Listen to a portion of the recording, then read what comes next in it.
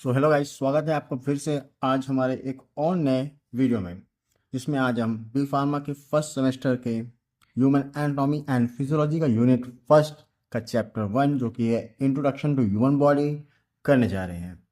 सो बिना किसी देरी के चलिए शुरू करते हैं। तो इसमें आपको इस यूनिट में 3 चैप्टर में जाते हैं: introduction to human body, cellular level और टिश्यू लेवल। तो अभी हम इंट्रोडक्शन टू ह्यूमन बॉडी करेंगे, फिर अगले वीडियो में ये दोनों भी कवर कर लेंगे।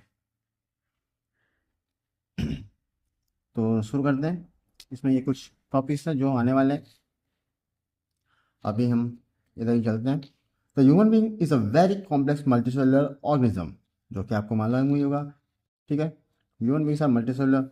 The study of human body is divided under 2 major headings, जो कि एनाटॉमी और फिजियोलॉजी। एनाटॉमी होता है जिसमें हम structure of the body as a whole, as also the study of its individual parts and their relation to one another।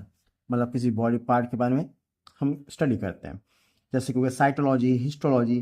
Cytology मतलब cellular level पे उसकी स्टडी करना, हिस्टोलॉजी मतलब टिश्यू लेवल पे स्टडी करना। वहीं अगर फिजियोलॉजी की बात करें तो ये फंक्शन की बात करता है, how they are integrated to produce a coordinated action of whole body. जैसे हो गया इम्यूनोलॉजी, जो कि हमारे डिफेंस मैकेनिज्म के फंक्शन की बात करता है। फिर रिस्पिरेटरी फिजियोलॉजी, जो कि हमारे लंग्स के फंक्शन की बात करता है। फिर न्यूरोफिजियोलॉजी, जो कि फंक्शन ऑफ नर्वस सिस्टम की बात करता है। फिर एंडोक्राइनोलॉजी, जो कि हार्मोन्स एंड बॉडी फंक्शन की बात करता है। ठीक है, अब बात करते हैं scope of human anatomy and physiology की। वैसे आप कुछ चीज़ें और पढ़ सकते हैं, जो कि मैंने यहाँ पे इंक्लूड तो नहीं किया है, लेकिन आप लिख सकते हैं कि आखिर एनाटॉमी और फिजियोलॉजी पढ़ने का फ़ायदा क्या है। वो कुछ ऐसे जैसे कि आप लिख लीजिए, मैं बोलता हूँ, helps in understanding how the body functions. अगला हो जाएगा essential for medical and health care professionals. Provides, अगला पॉइंट है, provides knowledge for maintaining a healthy lifestyle.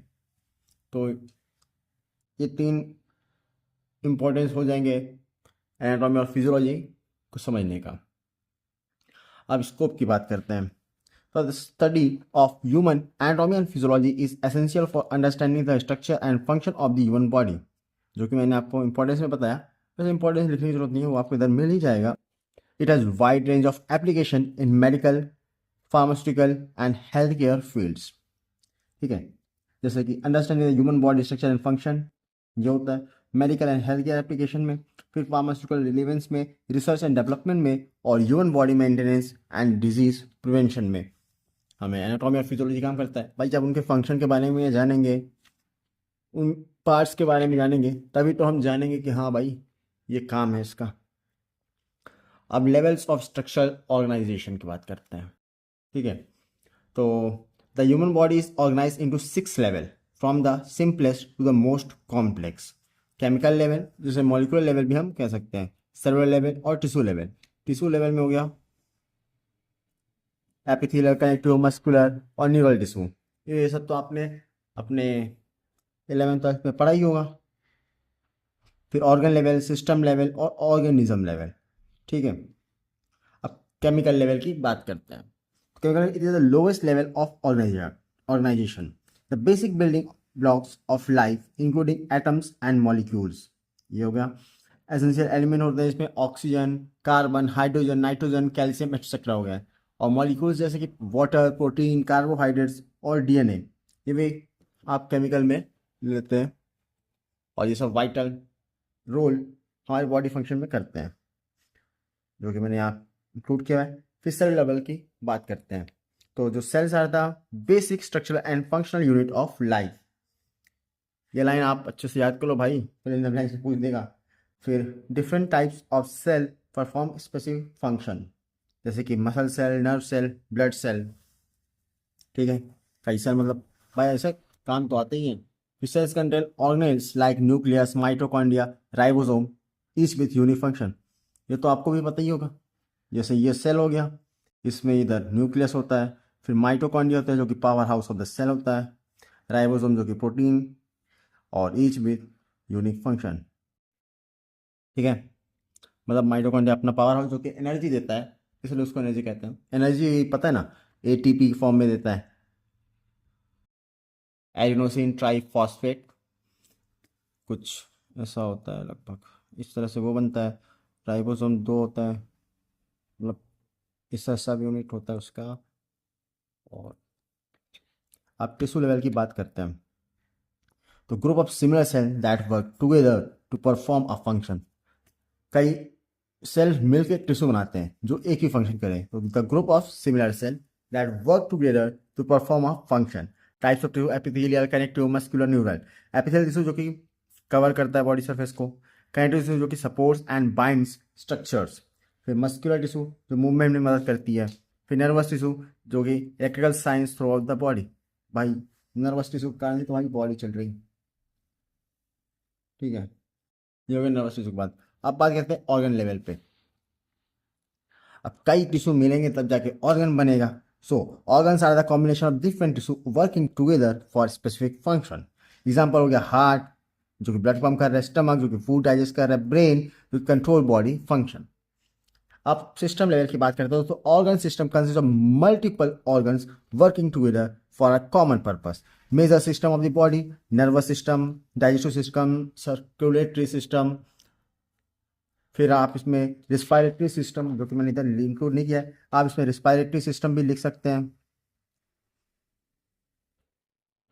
So respiratory system हो जाएगा। उसके बाद आप ले सकते हैं skeletal system,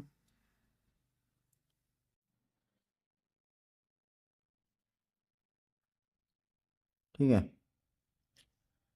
so nervous system में क्या क्या जरूरत है, ब्रेन, स्पाइनल कॉर्ड, नर्व्स जो कि control body activities. Digestive system हो गया स्टमक, इंटेस्टाइन, इंटेस्टाइन जिसमें फूड ब्रेक होते हैं। फिर उसके बाद सर्कुलेटरी सिस्टम में हो गया हार्ट, ब्लड वेसल्स ट्रांस जो कि ट्रांसपोर्ट करता है न्यूट्रिएंट्स एंड ब्लड ऑक्सीजन को। फिर रिस्पायरेटरी सिस्टम हो गया, इसमें लंग्स, लंग्स हो गया। फिर ट्रैकिया हो गया जो कि ऑक्सीजन इनटेक और कार्बन डाइऑक्साइड को रिमूव करने में मदद करता है, रिस्पायरेटरी सिस्टम। उसके बाद हो गया स्केलेटल सिस्टम जो कि जैसे कि बोन्स, जॉइंट्स, और वो करता है हमारे बॉडी को स्ट्रक्चर देने में, प्रोटेक्ट करने में, सपोर्ट देने में। अब बात करते हैं ऑर्गेनिज्म लेवल की। So the human body as a whole with all system working together to maintain life and homeostasis, ठीक है। मतलब तो ह्यूमन बॉडी पूरी है। और होम्योस्टेसिस के बारे में हम अभी पढ़ेंगे आगे, जो कि एक पूरी टॉपिक है। अभी बात करते हैं human body system and their function. So human body consists of 11 major systems, each performing specific functions to maintain overall health and survival. ठीक है। सबसे पहले हो गया स्केलेटल सिस्टम, जो कि यहाँ पे तो मैंने आपको जैसे ही लिखा है, बाकी आप देख लेना। अब स्केलेटल सिस्टम की बात करें जिसमें बोन्स हो गए, जॉइंट्स हो गया, कार्टिलेज हो गया, लिगामेंट्स हो गए। और इनका फंक्शन क्या होता है, provide structure and support to the body, provide internal organs, skull, protects brain जैसे। फिर produces blood cells in the bone marrow, ठीक है। और उसके बाद store minerals like calcium and phosphorus. उसके बाद मस्कुलर सिस्टम आता है जो कि स्केलेटल मसल, स्मूथ मसल और कार्डियक मसल से मिलकर बने होते हैं। ये enable movement of body and internal organs, maintains posture and body position, generates heat to regulate the body temperature. ये हो गया हमारे मस्कुलर सिस्टम का काम। फिर नर्वस सिस्टम होता है जैसे ब्रेन, स्पाइनल कॉर्ड और नर्व्स होते हैं। अब इसमें फंक्शन होता है बॉडी एक्टिविटीज को कंट्रोल करना तो होता ही है, और रिस्पॉन्सेस करना भी होता है। फिर ट्रांसमिट करता है electrical signals between brain and body part, body help in reflex action, और उसे रिफ्लेक्स एक्शन कहते हैं, एंड कोऑर्डिनेशन। फिर बात करते हैं एंडोक्राइन सिस्टम की। ऑर्गन में इसमें होता है ग्लैंड जो कि पिट्यूटरी ग्लैंड होता है, थायराइड ग्लैंड होता है, एड्रिनल ग्लैंड होता है, पैनक्रियास ग्लैंड होता है, और ओवरीज, टेस्टिस, ये सब होते हैं। सो एंडोक्राइन ग्लैंड का काम क्या होता है तो आपको पता ही होगा, हार्मोन रिलीज करना that regulate the growth, metabolism and reproduction. So maintains homeostasis by controlling body function also. अब कार्डियोवेस्कुलर या फिर सर्कुलेटरी सिस्टम की बात करते हैं। कार्डियोवेस्कुलर बोलते ही आप समझ गए होंगे हम बात कर रहे हैं दिल की।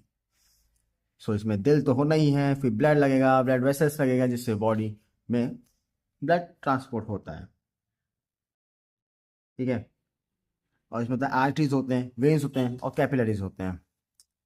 ये हो गया ब्लड वेसल्स की। So pumps and circulates blood throughout the body, ये तो आपको पता ही है। Deliver oxygen and nutrients to cell, ये भी आपको पता ही होगा। Removes waste products like carbon dioxide. अब रिस्पायरेटरी सिस्टम, ये भी आप समझ गए होंगे, इसमें होंगे lungs, trachea, bronchi, nasal cavity, diaphragm. Function होते हैं इनके, provides oxygen to the body and removes carbon dioxide, helps in breathing and gas exchange. आप बात करेंगे हम डाइजेस्टिव सिस्टम की। सो डाइजेस्टिव सिस्टम मतलब माउथ तो होना ही है, इसोफेगस भी होना है जिससे खाना अंदर जाएगा, फिर स्टमक तो होना ही है, फिर स्मॉल इंटेस्टाइन भी होना ही है, लीवर, पैनक्रियास, ये सब हो गए। वैसे लार्ज इंटेस्टाइन मैंने इस पर लिखा नहीं है, तो यहाँ पे मैं इंक्लूड कर देता हूँ लार्ज इंटेस्टाइन। ठीक है, ये breaks down food into nutrients for energy, absorb nutrients into the blood stream, फिर eliminate waste products through excretion. अब बात करते हैं यूरिनरी या फिर एक्सक्रीटरी सिस्टम की। इसमें किडनी, यूरेटर्स, ब्लेडर और यूरेथ्रा ये आते हैं, जो कि रिमूव करते हैं waste and excess fluid from the body and maintains electrolyte balance and blood pressure. वैसे आपको शायद मालूम ही होगा कि कैसे इलेक्ट्रोलाइट और ब्लड प्रेशर को बैलेंस करने में मदद करते हैं। नहीं पता तो हम भाई 11th-12th का सिलेबस भी कंप्लीट करने वाले हैं, तो उसमें आपको मिल जाएगा जब हम बात करेंगे एक्सक्रीटरी सिस्टम की। तो अब बात करते हैं इंटेगुमेंट्री सिस्टम।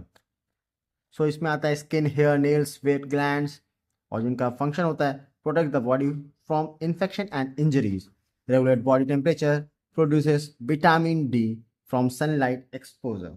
ये हो गया हमारे इंटेगुमेंट्री सिस्टम की बात। अब बात करते हैं लिम्फेटिक या फिर इम्यून सिस्टम की। आपने लिम्फ वेसल, लिम्फ के बारे में तो सुना ही होगा, blood body fluid and circulation में। ये भी शायद 11th-12th की बात है जिसमें आती है वो चैप्टर। तो इसमें लिम्फ नोड हो गया, लिम्फ वेसल हो गया, स्प्लीन हो गया, थाइमस, ये होते हैं लिम्फेटिक सिस्टम के ऑर्गन्स। ये फाइट इन्फेक्शन एंड डिजीज से, maintains fluids balance in tissue, transport WBC to fight harmful bacteria and viruses. ये हो गया लिम्फेटिक सिस्टम का काम। आपने अगर लिम्फ के बारे में सुना ही होगा, ये वो फ्लूइड होते हैं जो ब्लड से लीक कर जाते हैं और वही इकट्ठा होकर मतलब फिर वापस उसी में जाते हैं, लेकिन इकट्ठे होके। और ये भी हमारे मेंटेन करता है फ्लूइड इस प्रकार, फ्लूइड बैलेंस को, जो लीक्ड फ्लूइड होते हैं ब्लड से। फिर आता है रिप्रोडक्टिव सिस्टम की बात। तो इसमें हो गया testis, penis, prostate, vas deferens, और फीमेल के लिए होता है ovaries, uterus, fallopian tubes, vagina. इनका फंक्शन होता है produces reproductive cell, sperm and egg जैसे। फिर support fertilization and fetal development in females. और अगला हो गया रेगुलेट रिप्रोडक्टिव हार्मोन्स। ये system plays a vital role. सही बात है भाई, सब अपना अपना काम करते हैं, हमारे बॉडी फंक्शन को मेंटेन करने का काम कर ही रहे हैं। Maintaining health, survival and homeostasis, they work together to keep the body function properly.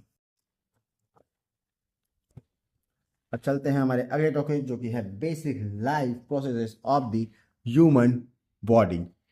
So the human body carries out several essential functions to sustain life. These are known as basic life processes and are common to all living organisms. ठीक है, तो हमारे शरीर में क्या क्या हो रहा है देखिए। मेटाबॉलिज्म होती है, रिस्पॉन्सिवनेस करते हैं, मूवमेंट करते हैं, ग्रोथ करते हैं, डिफरेंशिएशन, रिप्रोडक्शन, एक्सक्रीशन, होम्योस्टेसिस और रेस्पिरेशन। जैसे हम कुछ और भी इंक्लूड कर सकते हैं, पर फिलहाल इतने ही करते हैं क्योंकि उतनी भी जरूरी नहीं है बाकी। सो मेटाबॉलिज्म की बात करें तो मेटाबॉलिज्म में क्या होता है, catabolism, anabolism. So metabolism is a set of biochemical process that occur within a living organism to maintain life. These processes involve converting food into energy, building and repairing tissue, and removing waste product. Metabolism is divided into two main types, जो कि catabolism और anabolism. Catabolism मतलब ये जान लो कि टूटना होता है, मतलब जैसे A से ये B प्लस C बना, दैट इज कैटाबॉलिज्म, और B प्लस C से जब A बनेगा दैट इज एनाबॉलिज्म। ठीक है, इतना आप अच्छे से याद रखना, कौन भाई ये जरूरी है। ठीक है, so the catabolism, the breakdown of complex molecules in this simpler one. Releasing energy. Example हो गया जैसे breaking down of carbohydrates for energy. So carbohydrate जैसे कि एनर्जी में कन्वर्ट हो जाते हैं, that is called catabolism.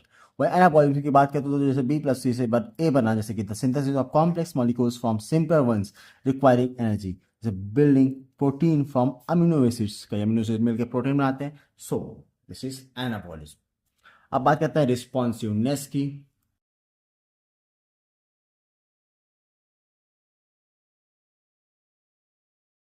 So the ability of an organism to detect and respond to changes in its internal or external environment. For example, pulling your hand away from a hot surface or plants growing toward light. ये हो गया responsiveness, जैसे कि आप गर्म पानी में हाथ रखते ही हटा लेते, that is your response. Plants growing toward light, जैसे प्लांट्स सिर्फ लाइट की तरफ ही ग्रो होते हैं, दैट इज देयर रिस्पॉन्स। और इस प्रकार रिस्पॉन्सिवनेस एक लाइफ बॉडी दिखाती है। फिर movement, the ability to change the position और location either at the cellular level, जैसे कि एग्जांपल हो गया movement of substance within cells, और द ऑर्गेनिज्म लेवल जैसे कि वॉकिंग, रनिंग और मसल कॉन्ट्रैक्शन। ये हो गया मूवमेंट जो हमारी सेल भी दिखाती है, हमारी बॉडी भी दिखा रही है, फिर कहते हैं ऑर्गेनिज्म लेवल पे। ग्रोथ की बात करें तो the increase in size and number of cells या फिर मास में भी इंक्रीज होना is called growth. Growth occurs through cell division and the accumulation of material necessary for survival. बात करें डिफरेंशिएशन की, the process by which unspecialized cell become specialized to perform specific function, जैसे कि stem cell developing into nerve cell, ठीक, muscle cell और blood cell. तो the process by which unspecialized cell become specialized. Stem cell वैसे आपको हर जगह मिल जाते हैं हमारे शरीर में, जो कि एक इंपॉर्टेंट फंक्शन प्ले करते हैं, जैसे कि stem cell developing into nerve cell होते हैं, मसल सेल या फिर ब्लड सेल में होते हैं। इनका अगर फंक्शन की बात करें तो ये कई बार हमारे डैमेज्ड टिश्यू को भी फिक्स करने का काम करते हैं। So stem cell are important for us also. और जो इम्पॉर्टेंट स्टेम सेल्स आर वो obtained from the inner cell mass, जो एम्ब्रियोनिक होते हैं। वैसे ये सब आपके लिए जरूरी नहीं है, जरूरी इतना ही है भाई स्टेम सेल के बारे में जान लो। अब बात करते हैं रिप्रोडक्शन की, the process by which organism produce new individual. भाई इसके बारे में तो पता ही होगा। दिस कैन बी सेक्सुअल और एसेक्सुअल। सेक्सुअल मतलब जिसमें दो पेरेंट्स इन्वॉल्व हो, एसेक्सुअल मतलब एक सिंगल पेरेंट द्वारा काम चल जाए, that is called asexual reproduction. वैसे सेक्सुअल एसेक्सुअल तो हो गया ऑर्गेनिज्म लेवल की बात। वैसे सेलुलर लेवल भी होता है, जो कि मैंने आपको बताया था सेल डिवाइड करके, ठीक है। अब एक्सक्रीशन की बात करें तो the removal of metabolic waste product from the body such as carbon dioxide, breathing से, यूरिया यूरिन से, और स्वेट निकलता है। फिर होम्योस्टेसिस की बात करें, जो कि हम अभी आगे पढ़ने वाले हैं, हमारा अगला टॉपिक होम्योस्टेसिस स्टेसिस होने वाला है, जो कि होता क्या है अभी जान लेते हैं। Ability to maintain a stable internet environment, ठीक है, से रेगुलेटिंग बॉडी टेम्परेचर, पीएच और ब्लड शुगर लेवल। मतलब एक कांस्टेंट सेम इन्वायरमेंट रखता है हमारे शरीर के अंदर, जैसे आपका टेम्परेचर जो है 37 डिग्री सेल्सियस होना है, फिर बाहर चाहे कैसा भी हो। और उसे मेंटेन करने के लिए कुछ एक्शन हमारी शरीर भी लेती है, वो हम आगे यहाँ पढ़ने वाले हैं। लेकिन अभी अगला पढ़ते हैं रिस्पायरेशन की बात। The biochemical process in which cell convert glucose and oxygen in energy, जो कि एटीपी है। So carbon dioxide and water, यहाँ पे कॉमन लगा देते हैं, and water. This energy is used for various cellular activities. अब पढ़ते हैं हमारी अगली टॉपिक, जो कि है होम्योस्टेसिस, ठीक है। So homeostasis is a process by which the body maintains a stable internal environment despite changes in the external condition. It ensures that factors like temperature, pH, blood pressure, and glucose level remain within a normal range for proper functioning. Body temperature regulation हो जाए, body get to hot, जब हमारा शरीर बहुत ज़्यादा गर्म हो जाता है तो हम स्वेट करते हैं। स्वेट क्यों करते हैं? ताकि हमारा शरीर ठंडा हो सके। वहीं अगर हमारी बॉडी ज़्यादा ही ठंडी हो जाए तो हम कांपने लगते हैं, शिवरिंग करने लगते हैं। कांपना इस टाइप ऑफ एक्सरसाइज जिससे हम हीट होंगे। एंड सो ये होता है होम्योस्टेसिस के काम, जैसे अगर मान लो ब्लड शुगर रेगुलेशन में भी काम करता है। अगर ब्लड शुगर हाई है तो पैनक्रियास रिलीज करता है इंसुलिन, सो ब्लड शुगर से कम होगा। वहीं अगर ब्लड शुगर लो हो जाए तो पैनक्रियास रिलीज करेगा ग्लूकागॉन। फिर वाटर बैलेंस की बात करें तो kidneys regulate water level by adjusting urine concentration. ठीक है, यूरिन कंसंट्रेशन से वाटर का भी बैलेंस कर देता है। फिर ब्लड प्रेशर रेगुलेशन की बात करें तो heart and blood vessels adjust their function to maintain stable blood pressure. ये हो गया ब्लड प्रेशर रेगुलेशन की बात। फिर अब एक चीज और बात कर लेते हैं जो कि है हमारा होम्योस्टेसिस के बारे में, और वो ये है होम्योस्टेसिस वर्ड। ये ग्रीक वर्ड से लिया गया है, क्योंकि दो ग्रीक वर्ड है, होम्यो प्लस स्टेसिस। होम्यो मतलब सेम या फिर कहे तो कांस्टेंट, और स्टेसिस मतलब स्टेट। जैसे हमारी बॉडी इंटरनल इन्वायरमेंट, बॉडी के इंटरनल इन्वायरमेंट को सेम भी कांस्टेंट बना के रखता है। इंपॉर्टेंस देख लेते हैं होम्योस्टेसिस के। Keeps body function stable for survival, prevents disease caused by imbalance, example हो गया डायबिटीज, डिहाइड्रेशन से। फिर allows the body to adapt a different environment. अब होम्योस्टेसिस कंट्रोल मैकेनिज्म की बात करते हैं। The homeostasis control mechanism helps the body maintain a stable internal environment by regulating physiological process. It works through a feedback system involving 3 key components. अब उन components की बात करें तो पहला हो गया रिसेप्टर, दैट एक्सचेंजेस, जो चेंज हमारे शरीर में हो रहे इन द एनवायरमेंट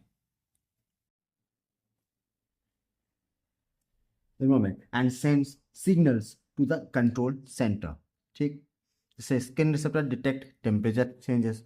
अब जब टेम्परेचर चेंज होगा तो वो हमारे सिग्नल भेजेगा हमारे कंट्रोल सेंटर को, जिससे फिर वो अपने रूप से एक्शन लेगा।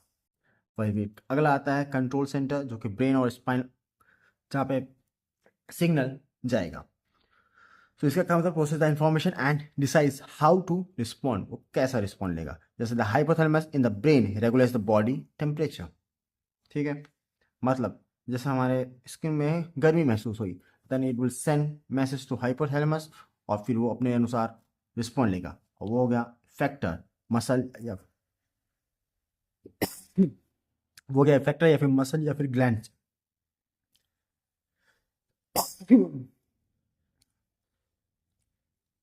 carries out the response to restore balance. This is sweat gland produce sweat to cool down the body.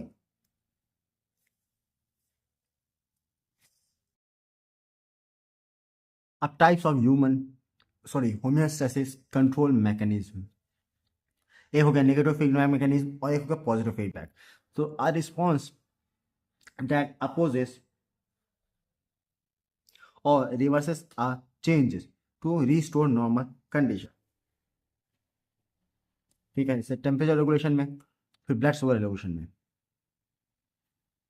मतलब अपोज करने लगे या फिर रिवर्स करने लगे। ठीक है, चेंज, जो चेंज हमारे शरीर में हो रहा है उसको। तो ये मोस्ट कॉमन है हमारे शरीर में। जैसे बॉडी अगर टेम्परेचर रेगुलेशन में जैसे करता है, बॉडी अगर टेम्परेचर बढ़ जाता है तो स्वेटिंग होती है, और टेम्परेचर जब ड्रॉप हो जाता है तो सिवरिंग होता है, अपोज करने का एक्शन लेता है। जैसे ब्लड शुगर लेवल में भी यही करता है, मैंने आपको बताया। जैसे हाई ब्लड शुगर में इंसुलिन रिलीज होगा पैनक्रियास से, और शुगर लेवल डिक्रीज हो जाएगा। तो और लो ब्लड शुगर में ग्लूकागॉन रिलीज होगा, जो कि शुगर लेवल को इंक्रीज कर देगा। ठीक है, और इसका इंपॉर्टेंस की अगर बात करें नेगेटिव फीडबैक मैकेनिज्म की, इसका इंपॉर्टेंस मैं यहाँ लिख देता हूँ। ये मेंटेन करता है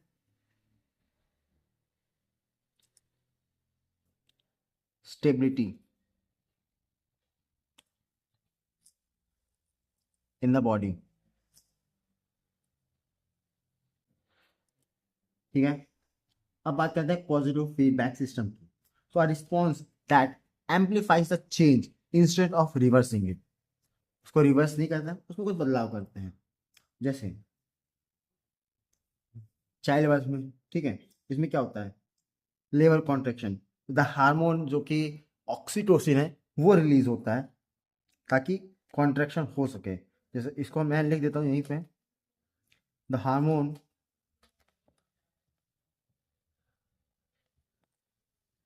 ऑक्सीटोसिन increases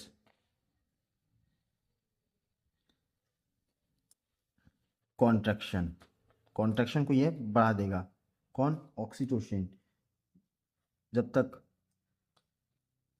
वो जो बेबी है वो बर्थ ना हो जाए, until the baby is born. अब वही अगर अगला हो गया ब्लड क्लॉटिंग, तो इसमें क्या होता है, इसमें प्लेटलेट्स रिलीज होते हैं, जो केमिकल्स जो कि और मतलब कई प्लेटलेट्स को अट्रैक्ट करते हैं, हेल्प जो कि हेल्प करता है उसमें क्लॉट क्लॉट बनने में। तो इसको भी मैं लिख देता हूँ, platelets release chemical to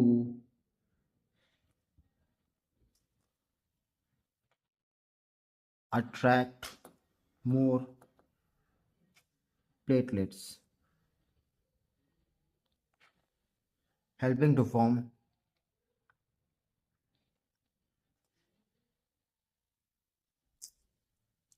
clot quickly। ठीक है। अब अगला आता है importance of homeostasis control mechanism, maintains a stable internal. वैसे ये वही है जो इंपॉर्टेंस, जिसको मैंने गलती से दोबारा यहाँ लिख दिया था, बाकी आप पढ़ लेना। तो स्टेबल इन्वायरमेंट, फिर प्रिवेंट्स डिजीज कॉज जैसे डायरिया, सॉरी डिहाइड्रेशन और डायबिटीज, फिर allows the body to adapt to different environment. बात करते हैं बेसिक एनाटॉमिकल टर्म्स की। ठीक है, इसे इनको कुछ पढ़ना ज़रूरी भी है भाई, कुछ कुछ चीज़ें इसमें आ जाते हैं कभी कभार। सो anatomical terminology is used to describe the location and position of body parts accurately. It ensures clear communication in medical and biological science. So कुछ ऐसे टर्म है मेडिकल और बायोलॉजिकल में, उन टर्म को आज हम इसमें पढ़ने वाले हैं। सो जैसे कि पहला हो गया एनाटॉमिकल पोजीशन में, the standard difference position of the body, मतलब किस पोजीशन में वो है। स्टैंडिंग अपराइट हो गया, फेसिंग फॉरवर्ड हो गया, आर्म्स एट द साइड हो गया, पाम्स फेसिंग फॉरवर्ड, ठीक है, feet flat and slightly apart. तो ये सब आप पढ़ के जान जाओगे। All anatomical descriptions are based on this position.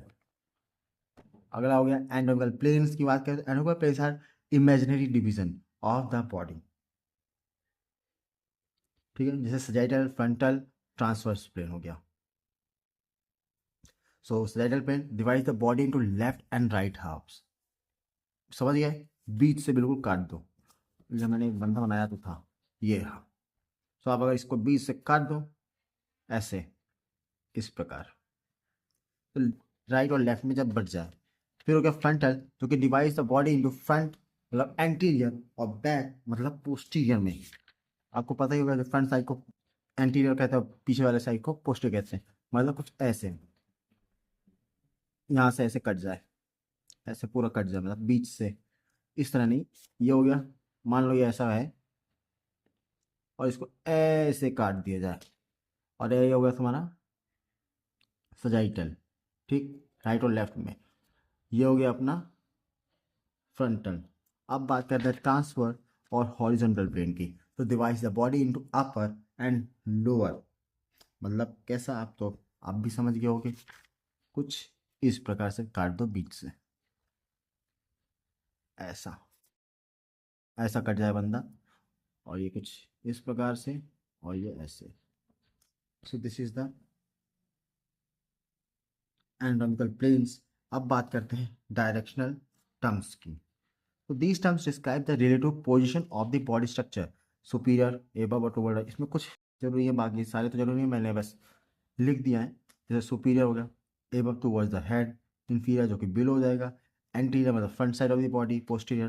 तो ये भी जरूरी है, ये भी जरूरी है, ये भी जान लो, ये भी जान लो। मीडियल हो गया close to the mid line, ये भी जान लीजिए। फिर lateral farther from mid line, ये भी जान लीजिए।